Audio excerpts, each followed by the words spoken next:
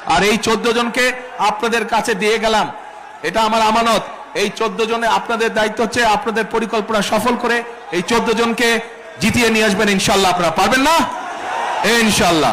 ধানের শীষকে যদি জয়যুক্ত করেন আপনারা ইনশাআল্লাহ, তাহলেই আমি যেই পরিকল্পনার কথা বলেছি, যার ফলে এই দেশের সাধারণ মানুষ চিকিৎসা সুবিধা পাবে, যার ফলে এই এলাকার সাধারণ মানুষ ফ্যামিলি কার্ডের সুবিধা পাবে, যার ফলে এই এলাকার সাধারণ কৃষকরা কৃষি কার্ডের সুবিধা পাবে, যার ফলে এই এলাকার সন্তানেরা লেখাপড়ার সুবিধা পাবে।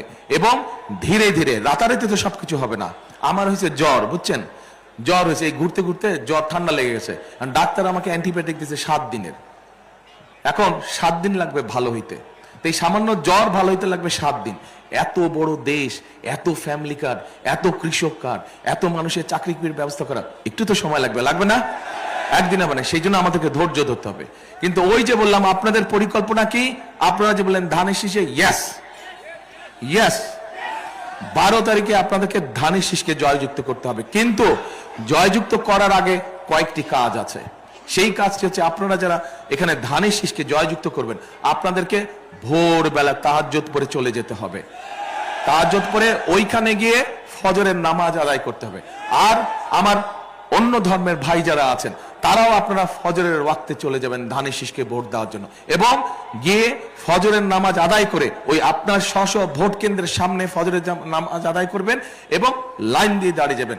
যেই মাত্র দরজা খুলবে, ভোট প্রক্রিয়া শুরু হবে, আপনারা লাইন দিয়ে ভোট দিবেন, ধানের শীষে ভোট দিবেন ইনশাআল্লাহ। তবে ভোট দিয়ে চলে আসলে হবে না, কিন্তু থাকতে হবে। যেই অধিকার থেকে আপনাদেরকে বঞ্চিত করা হয়েছিল গত 16 বছর ধরে, সেই অধিকারের হিসাব এই যে এখানে 3 জন জুলাই যোদ্ধা বসে আছে, পা নাই 2 জনের, আরেকজনেরও সমস্যা। এদের এই যে বলিদান, এটা তো বৃথা যেতে পারে না, পারে? যেই অধিকার আপনাদের কাছে কেড়ে নেওয়া হয়েছিল, সেই অধিকার কড়ায় গন্ডায় সন্ধ্যার মধ্যে বুঝে নিয়ে আসবেন, যে ধানের শীষকে জয়যুক্ত করে কড়ায় গন্ডায়, যাতে কেউ ষড়যন্ত্র করে আপনাদের অধিকার যাতে কেড়ে না নিতে পারে, এইটা খেয়াল রাখতে হবে। পারবেন? এইটা আপনাদের পরিকল্পনা, আর আমার পরিকল্পনা আমি আপনাদেরকে বলেছি। তাহলে শেষ কথার কি কথা?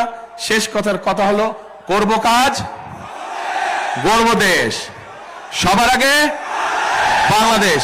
আবার বলি, করব কাজ, গড়ব দেশ, সবার আগে বাংলাদেশ। ইনশাআল্লাহ খাল খননে দেখা হবে আপনাদের সাথে। আল্লাহ হাফেজ। বাংলাদেশ জিন্দাবাদ, বাংলাদেশ জাতীয়তাবাদী দল জিন্দাবাদ। আর এই 14 জনকে আপনাদের কাছে দিয়ে গেলাম, এটা আমার আমানত। এই 14 জনে আপনাদের দায়িত্ব হচ্ছে আপনাদের পরিকল্পনা সফল করে এই 14 জনকে জিতিয়ে নিয়ে আসবেন ইনশাআল্লাহ। আপনারা পারবেন না ইনশাআল্লাহ। আল্লাহ হাফেজ।